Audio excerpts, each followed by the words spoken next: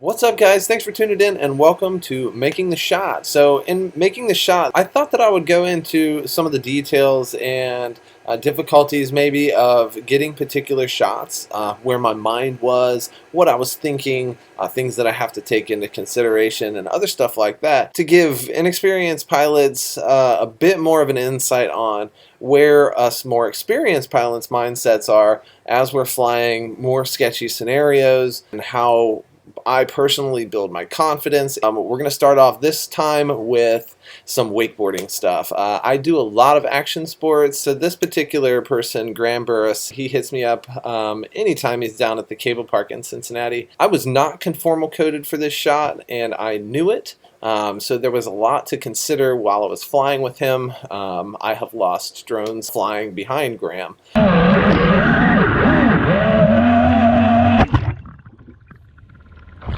There was a lot to take into consideration. You have to really pay attention to spray and splash and stuff like that, so it's a really interesting shoot. So here's a couple of examples of basically avoiding a splash that if I had continued on my line that I certainly would have flown right through. So check these out real quick.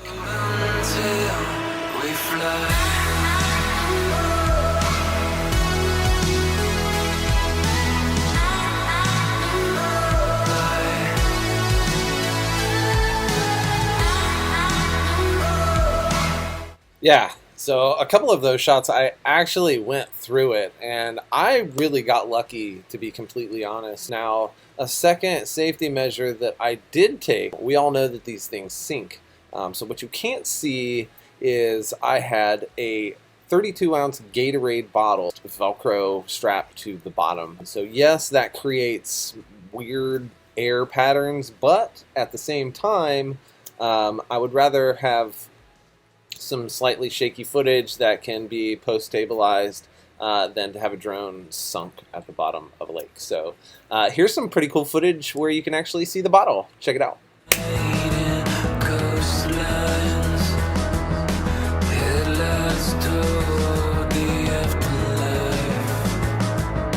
Alright, now that we have the water out of the way, we have to think about the soft target that we are constantly following. So we're following a person, we can cut them with our blades. The idea is to not get too confident too quickly. I took my time in easing into getting close. Once we laid down exactly what we wanted to do with the shots, then it made it much easier. The other piece is communication.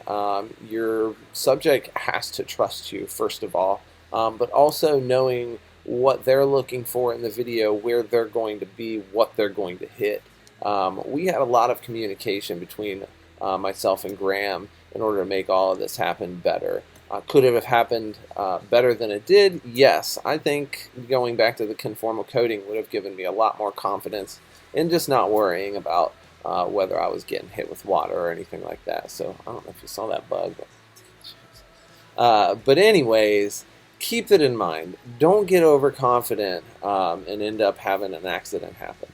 Another thing, when you're flying high risk like this is, you have wires, you have cables, you have all of the equipment that's above. The cable is 35 feet above the water, so I have all of that to worry about with the towers and everything else. So the big point there is when you get into these close quarter situations and things like that, you really have to be aware of your surroundings. I've been to this place 100 times, which really helps out as well.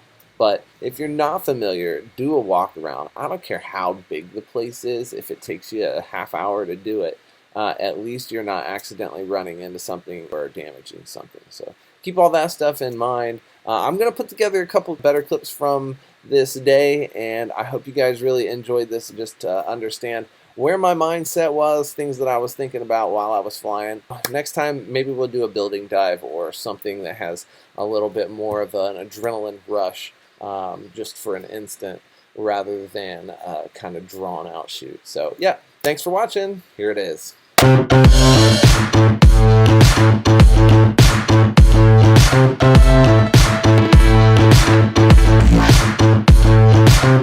I look back, I see trails on myself. Could have been you, could have been someone else.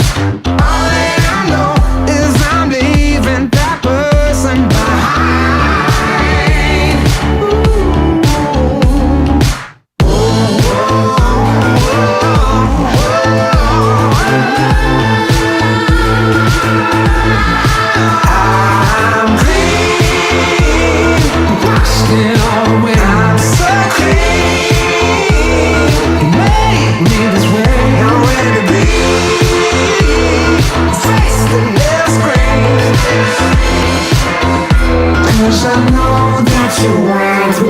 can